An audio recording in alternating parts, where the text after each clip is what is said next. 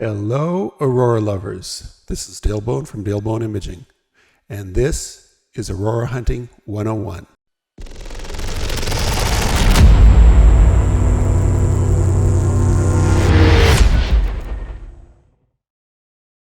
This is episode 21. What is Steve? Most Aurora hunters want to see the phenomenon known as Steve. While Steve looks a lot like Aurora, it is not. It is actually a band of gases 25 kilometers wide and about 300 kilometers above the Earth's surface. Let's take a look.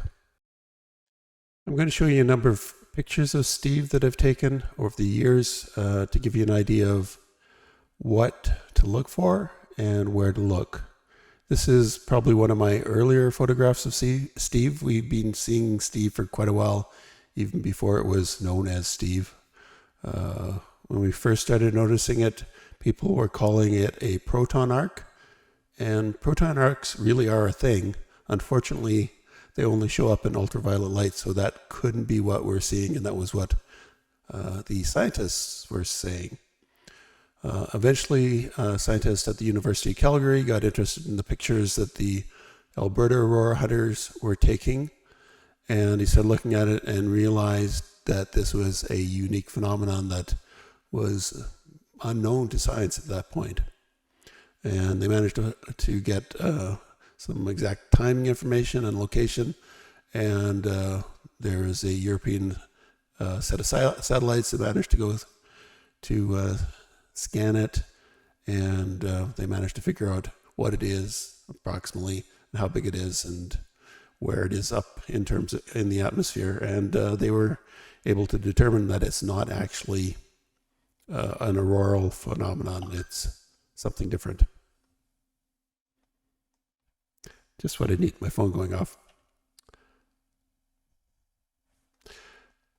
So this was 2016, so a while ago. So there's just this band fairly up high in the sky. We got a bit of the Milky Way there. I'm reasonably certain this is Steve, but it's sort of on the edge of whether that's Steve or not. Usually Steve is always disconnected from the main aurora oval. This would be a more typical picture of it, where you can see it arcing up from the horizon, but you see it has that sort of same wavy structure in it that the other one had. That one was taken in Banff last year. And Steve tends to not hang around for a long time, so if you're going to take a picture fairly quick. That one was actually arcing entirely across the sky. So this is the picture on the other side, it's arcing down in the west. And then you can see it crosses the Milky Way there. Now, it's fairly dim. It's usually dimmer than the aurora, so it can be hard to see, especially if we have moonlight. So this one is really bright moonlight, and it's probably a little bit overexposed, but you can just see a pink band up here, right? And then you can also see this spiky phenomena in green, and that's called a picket fence. And picket fences are almost always associated with the Steve phenomenon. They can show up independently, but they are very frequently associated with Steve in the same area as Steve, but they actually are aurora, unlike Steve. I'm going to get tired of saying Steve over and over again. In my mind, they're much more interesting than Steve, because Steve is sort of mostly a single color band in the sky. And as I said, it's usually south of the aurora. So one of the things you need to remember to do if you want to see Steve is, while you're taking pictures to the north, is to turn around and look behind you, because Steve is probably going to be behind you if you have any good have aurora on the northern horizon partway up the sky. So this is almost 360 degree picture. This is the road going south. So Steve is to the south here. This is a panoramic picture. And then this is just over here, well, you got the aurora in the northeast, which is pretty typical for where we are, especially earlier in the evening. And then the road is here and it'll be on the other side if you wrap the picture all the way around. So it's always important to take a look behind you. And then, like I said, we frequently see the picket fence formation with it. Not all the time, but 25 to 50% of the time. And you get these little spikies under it. And the picket fence is always under Steve.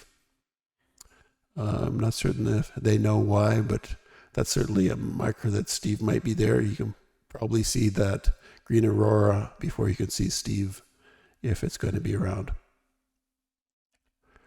And sometimes you can get the picket fence formation without Steve, or maybe Steve is really dim. I don't know. This is another moonlit photograph, so the sky was quite bright. And this is looking north, which is fairly unusual for, at least for me, in my experience, for Steve to be north of me. It's usually to the south. Sometimes you just get just little bits of Steve and or the picket fence. Like the rest might be there, it might not be visible. You know, this is the big auroral oval. It's cut off here, but it's covering half the sky pretty much. This is the road going north, and this is road going east, so it's past east for me, so it'd be covering most of the sky, or half the sky, and then the picket fence further south. So there are a few things that sort of look like Steve but aren't. One is these pillars or spikes that appear in the aurora. Sometimes look like, if they're near the end on the eastern or western extremes, they poke up and they sort of look like Steve. They're sort of the same color, and it can be confusing, but one, they're pointing the wrong direction. They're usually pointing south instead of going east-west. And two, they're pretty much attached to the aurora. So they're extending away from the aurora instead of running perpendicular to it.